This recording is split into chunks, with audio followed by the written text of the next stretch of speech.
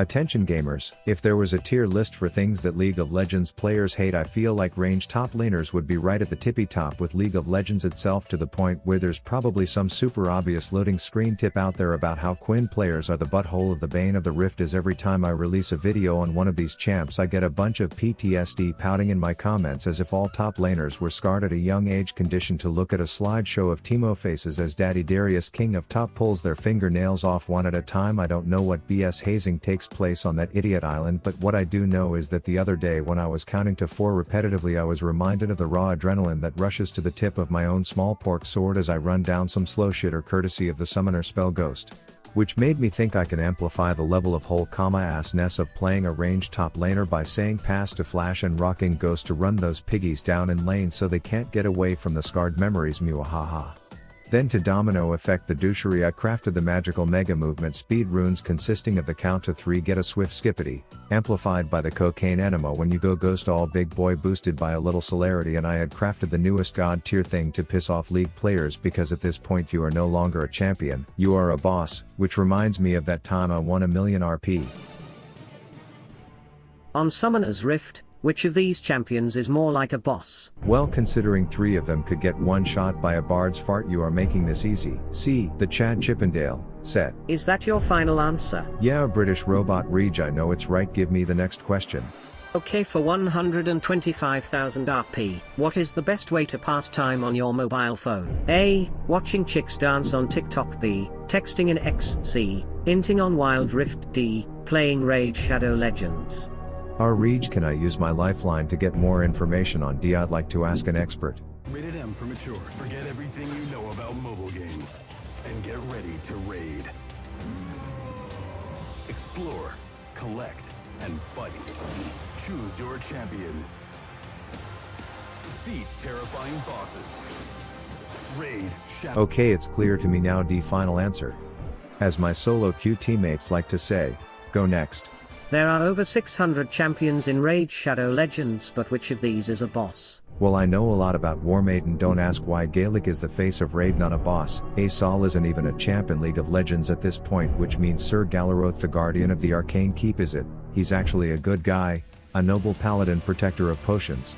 His encounter is simple, but he hits like a truck, so you need to keep your AoE buffs up and kill off his ads that may remove them. Hey, we didn't need his whole life story though. For 500k RP, what phrase would best describe the Guardian Ring? A new feature that gives you loads of new ways to use and upgrade your current champions and unlock old legendary ones you missed out on.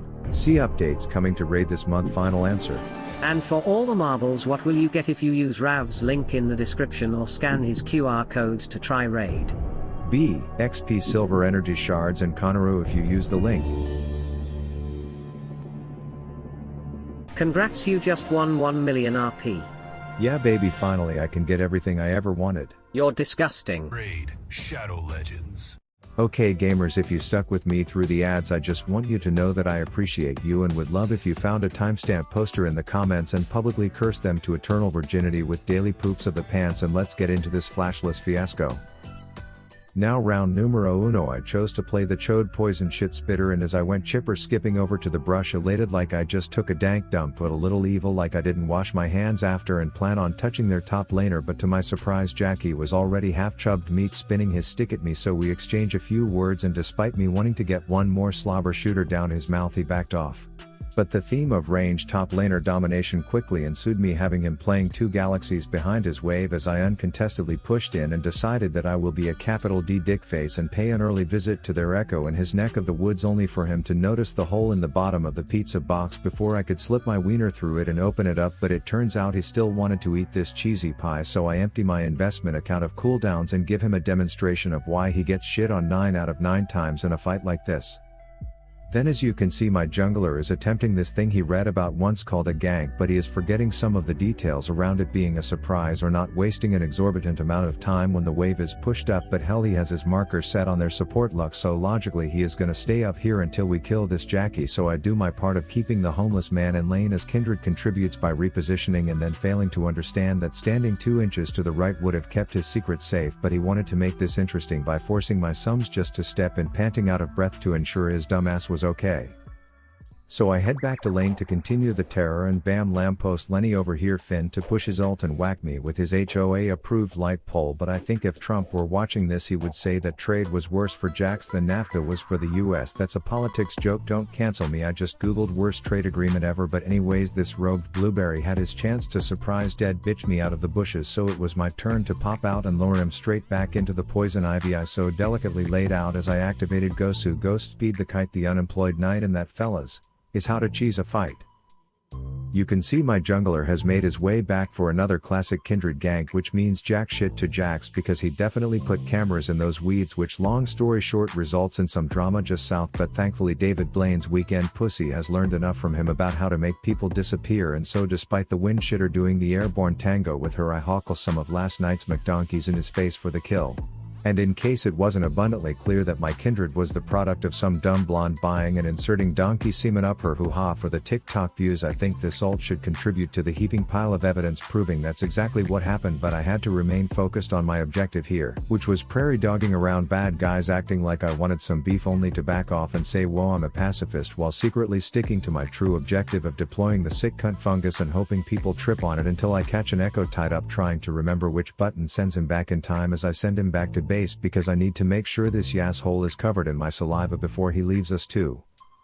Then I see our kindred in the area, so I just know we are in trouble, and sure enough Miss Magic Muff gets fat shut down, so I start prepping a surprise party for them when they get back as a wild one-shot Lux appears, so you already know I'm spitting on those tits. And then honestly I thought this was looking bleak for my team, but leave it to a Yasuo to just attract situations where he becomes outnumbered 1-on-4 like he's that tiny casting couch white chick in front of the sea of BBC all over the memes today, so I collect my double and move on.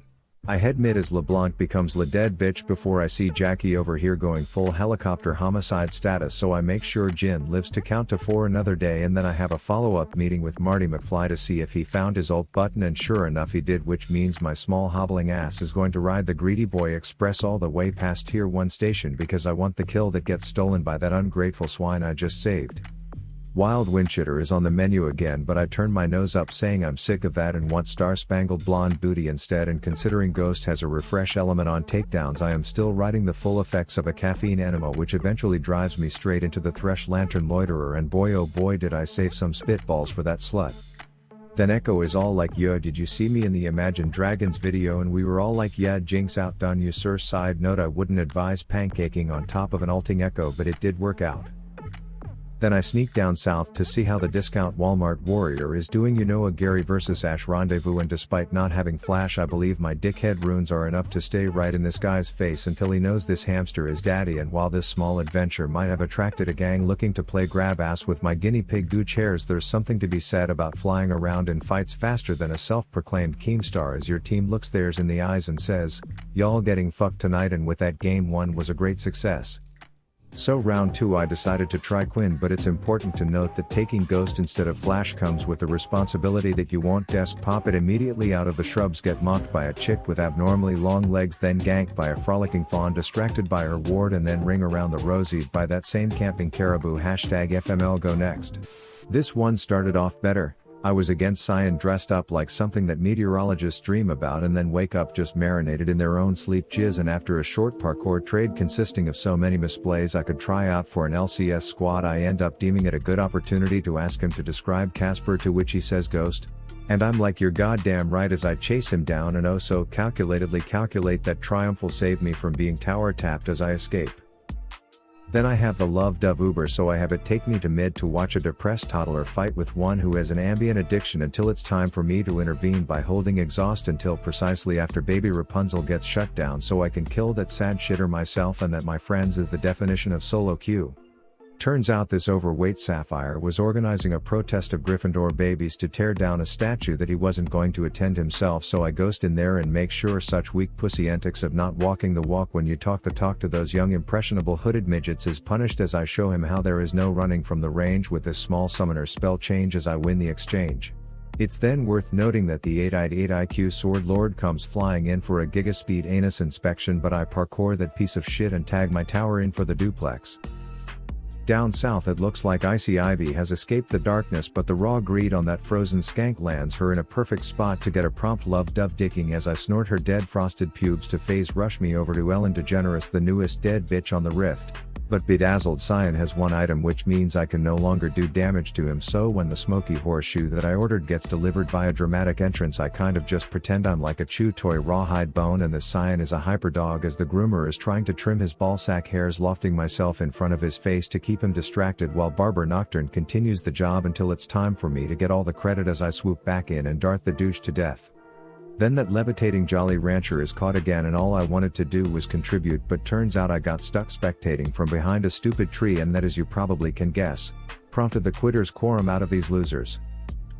Now for the record, I did try this on Callista and it was widely successful, but Riot was having a town hall all-employee meeting to work on the new Arcane skin line lore instead of maintaining its freaking servers, so as you can see from the fight here, the footage was too laggy for me to defend as quality content, but the few things I wanted to note was that when the enemy Kindred marked me as the weakest link, I made a point to show him just how big my purple helmeted love warrior really is. That's my nickname for my PP, and follow-up answer: it's big, but it's also worth noting when you have a one-shot mid-lane Lulu, you need to look in the mirror and ask yourself if you're really the type of person to throw her into a certain death.